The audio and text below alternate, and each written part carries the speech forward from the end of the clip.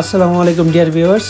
আমরা সবাই জানি সিডনি তার অপেরা হাউস আর হারবার ব্রিজের জন্য বিখ্যাত, কিন্তু সিডনির যাতায়াত ব্যবস্থায় এখন যোগ হয়েছে নতুন এক পলক, যার নাম মারিয়ং ট্রেন। এটি নিউ সাউথ ওয়েলসের সবথেকে আধুনিক ইন্টারসিটি ট্রেন। আজ আমি আপনাদের নিয়ে যাব এই ট্রেনের এক অসাধারণ সফরে। চলুন ট্রেনের ভিতরে যাওয়া যাক। চলুন প্রথমে আপনাদের ট্রেনের নিচতলাটা ঘুরে দেখাই। দেখতেই পাচ্ছেন ট্রেনের ভিতরটা কত সুন্দর আর পরিষ্কার। সিটগুলো অনেক আরামদায়ক, অনেক জায়গা আছে পা রাখার জন্য। লং জার্নি হলেও কোনো ক্লান্তি লাগে না।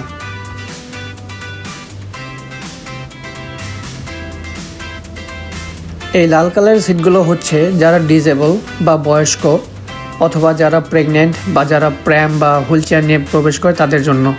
তারা এখানে হুইল চেয়ার বা প্র্যাম রেখে বসতে পারবে।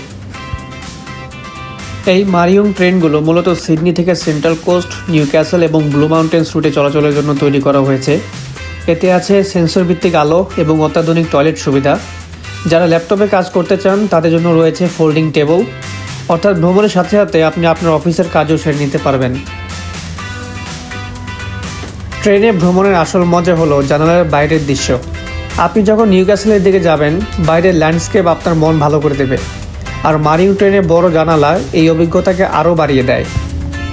এই ট্রেনে ভ্রমণের জন্য আপনাকে আলাদা করে কোনো টিকিট কাটতে হবে না। আপনার সাধারণ ওপাল কার্ড বা কন্ট্যাক্টলেস ক্রেডিট বা ডেবিট কার্ড দিয়ে যাতায়াত করা সম্ভব। এই যে দেখুন, সিটের সাথে চার্জিং পয়েন্ট। এখান থেকে চাইলে আপনি আপনার মোবাইল, ল্যাপটপ বা যে কোনো ইলেকট্রনিক ডিভাইস চার্জ দিয়ে দিতে পারবেন।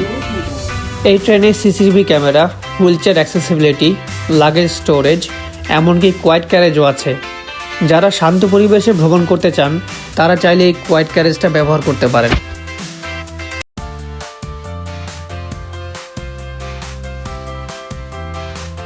চলুন এবার তাহলে ওই বগিটা ঘুরে দেখা যাক।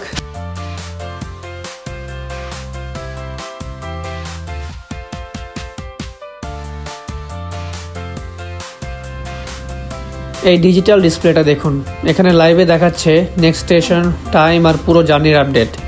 টেকনোলজি ওয়াইজ সত্যি অসাধারণ।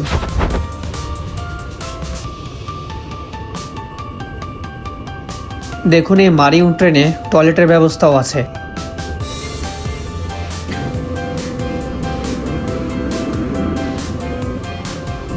দেখুন কত নিট অ্যান্ড ক্লিন ট্রেনের এই টয়লেট।